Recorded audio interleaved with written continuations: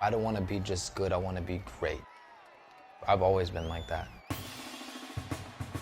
Football ended up being the game for me, and I got a chance to go play at San Diego State, which was amazing.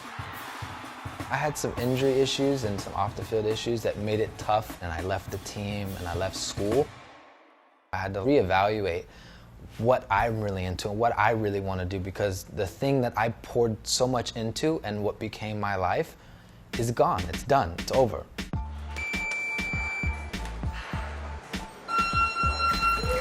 It's always good to get hit in the face sometimes and be humbled. It really brings things back to square one. You ain't tired. Come on, push it. There you go. Suck it up. Suck it up. It was always about that fashionable approach, even on the playing field. I remember playing high school football, and our coach wouldn't let us spat our cleats, where you put tape over them and it looked really, really cool. So I spatted and just took the punishment. The first one is this one on my wrist. My dad's like, hey, out of respect, like, wait until you're 18. And out of respect, I did wait. My father was the biggest role model I've ever had. He was a pro skateboarder, so that was like one of the first things I was doing. That's when I started taking notice of details of fashion. I started to have certain things look a certain way. Levi's, Dickies, Vans, Airwalks, whatever you could afford at the time. But that was like the true essence of streetwear. And that's where I started designing. But I always aspired to take it to the next level. It was a competitive thing. So I took the time to take classes to learn each step of making a garment, because, high fashion, you can't fake it. Things that I wanted to do were things that maybe have been done a couple times, but not like this.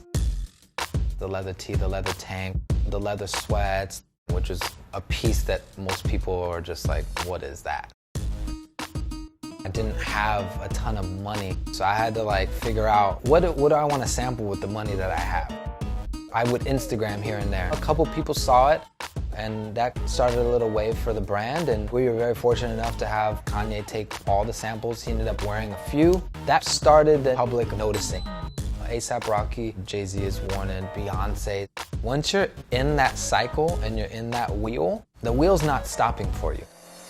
Hesitation could kill a brand. From that moment on, we hit the ground in a dead sprint. I mean, we showed Paris Fashion Week, we showed New York Fashion Week, Barney's. That's like playing at the highest of levels. I mean, it's been pretty nuts. The French term is in black. It's subtle and monochromatic, but it's aggressive, it's in your face. The way we're able to move and shake, a big corporate fashion house can't. It's kind of like an unknown journey, but every journey takes a first step. That's a good look too. I like that one. What's good about our small team is that we all have the same hunger, but also kind of have that, street mentality where you're kind of doing it a little different. MA1 jacket, this is definitely one of my favorite pieces. I like the juxtaposition of fabrics and things that usually don't make sense. Like a bulletproof type vest, silk chiffon with down fill, water snake exotic. A rabbit fur has our custom made Noir zippers. On the back side, the tattoo that I have, Fortune favors the brave.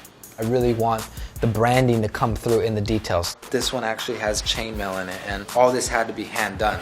One of the things that will continue to show people that we're progressing and we deserve to be here is execution like this. Yeah, I really like this. This is a good one. So many people didn't think I was really doing anything with my life, but my dad is always the one who was like, I see where you're going. I see what you're trying to do. And this year we're trying to do the show in Central Park. Yeah, it'd be very nice, natural light. We're working on it. For him to be able to see what I was seeing was really special. And without his sacrifice and his forecasting, there's no way I would have had these opportunities. He went through some rough times trying to figure out what it is that he wanted to do. I think that goes a long ways to keep his feet on the ground. We've had some success with the brand, but it's always good to be an unfinished product. You're always the underdog. That's just in the natural DNA of Noir. And he got bigger?